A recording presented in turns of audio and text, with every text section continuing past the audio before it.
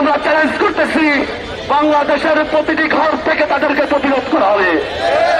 যদি তারা প্রতিরোধে না থামে, তাদেরকে যে ভাষায় শিখাতে হয় সেই ভাষায় আমরা শিখাবো।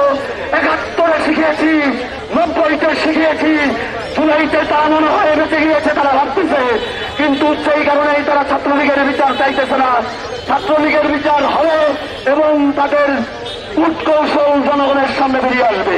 বাংলাদেশে জামায়াতে ইসলাম কিংবা জামাত শিবিরের বাংলাদেশকে ঘিরে যে ষড়যন্ত্র, সেই ষড়যন্ত্রের দেশ জুলাইয়ের পরও রয়ে গেছে। বাংলাদেশের অস্তিত্বের সাথে, বাংলাদেশের স্বাধীনতা সার্বভৌমত্বের সাথে এই ছাত্র সংগঠন, পুরাতন ইসলামী ছাত্র সংঘ এবং তাদের যে মূল সংগঠন রাজাকারের সংগঠন জামাত ইসলামের যে আত্মার সম্পর্ক, সেই সম্পর্ক থেকে তারা কোনোদিনই বের হতে পারেনি। সময় এসেছে বাংলাদেশের আবমর জনতাকে নিয়ে বরাবরের ন্যায় তাদেরকে বারবার রুখে দেওয়ার। আপনারা দেখেছেন, শুধুমাত্র তাদের পরিচয় প্রকাশ করে রাজনীতি করতে বলায় আমার ভাই চট্টগ্রাম সিটি কলেজের আমার ভাইদের উপর কিভাবে নির্যাতন করা হয়েছে। চট্টগ্রাম সিটি কলেজের সোহেল সিদ্দিক রনি আমার খুবই কাছের ছোট ভাই। তৃণমূলের দোয়া ও ভালোবাসা নিয়ে আমরা কেন্দ্রে রাজনীতি করি। আমরা ঢাকা শহরে, ঢাকার রাজপথে আমরা যে দেশের পক্ষে যে স্লোগান দেই, জাতীয়তাবাদের পক্ষে যে স্লোগান দেই, তার শক্তি আমরা তৃণমূল থেকে পাই।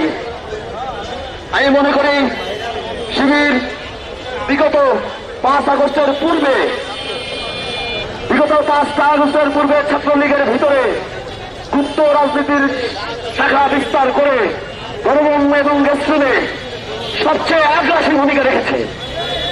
তারা আবরারকে পর্যন্ত তাদের হাতিয়ার বানিয়েছে। তারা তাদের লক্ষ্য হল একজন ইসলামমনা, বাংলাদেশের ইসলামমনা পরিবারের একটা ছেলেকে বা একজন নারীকে তারা টার্গেট করবে এবং তাকে দিয়ে বাংলাদেশের আবহমানকালে যে সংস্কৃতি, সেই সংস্কৃতির বিরুদ্ধে তারা লেলিয়ে দিবে। তারা এই দেশটাকে পাকিস্তানে ফিরিয়ে নিতে চায়, তারা এই দেশটাকে ভারতের দালালিতে ফিরিয়ে নিতে চায়। কিন্তু আমরা হুঁশিয়ার করে বলে দিতে চাই, বাংলাদেশে যারা আল্লাহ তাআলার ক্ষমতাকে চ্যালেঞ্জ করে, তাদেরকে আমরা চ্যালেঞ্জ করতেছি, বাংলাদেশের প্রতিটি ঘর থেকে তাদেরকে প্রতিরোধ করা হবে। যদি তারা প্রতিরোধে না থামে, তাদেরকে যে ভাষায় শিখাতে হয় সেই ভাষায় আমরা শিখাবো। ৭১-এ শিখিয়েছি, ৯০-তে শিখিয়েছি, জুলাইতে তা মনে হয় বেঁচে গিয়েছে, তারা ভাবতেছে। কিন্তু সেই কারণেই তারা ছাত্রলীগের বিচার চাইতেছে না। ছাত্রলীগের বিচার হবে এবং তাদের কূটকৌশল জনগণের সামনে বেরিয়ে আসবে। এই বলে আমি আমার বক্তব্য শেষ করছি এবং চট্টগ্রাম সিটি কলেজে যারা ন্যাক্কারজনক হামলা চালিয়েছে তাদের দ্রুত বিচার এবং শাস্তি কামনা করছি।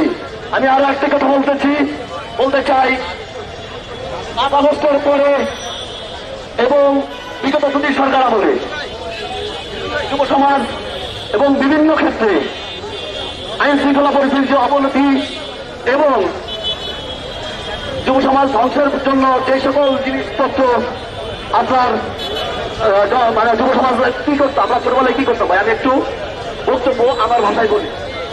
আমরা খেলাধুলা করতাম ভাই, মাঠে খেলতাম, সবার হাতে মোবাইল চলে গেছে। আমাদের মাঠগুলোকে অবরুদ্ধ করে ফেলা হয়েছে, রাস্তার দুপাশ দখল করা হয়ে গেছে। রাস্তার মধ্যে যে আপনি আইন মেনে চলবেন, আপনি যে ফুটপাতে চলবেন, আপনার ফুটপাতও নাই। যখনই আপনি ফুটপাত সিটি কর্পোরেশন ফুটপাত দখল মুক্ত করতে যাবে, তখন তারা হকারদের জন্য মায়া কান্না করতেছে। কারণ কি, তাদেরকে ১,০০০-২,০০০ টাকা কেনা যাবে না। তা আমি মনে করি যে বাংলাদেশে একটা জনগণের সরকার আছে, জনগণ বুঝে শুনে ম্যান্ডেট দিয়েছে এবং সেই সরকার তারেক রহমানের সরকার, তিনি তাকে দেশ নায়ক হিসেবে তেলবাজি করতে নিষেধ করেন। জনগণের সেই সরকারের উপর আস্থা রয়েছে এবং আপনারা ধৈর্য সহকারে আইনের শাসনের প্রতি শ্রদ্ধাশীল হয়ে অপেক্ষা করুন। বাংলাদেশ জিন্দাবাদ।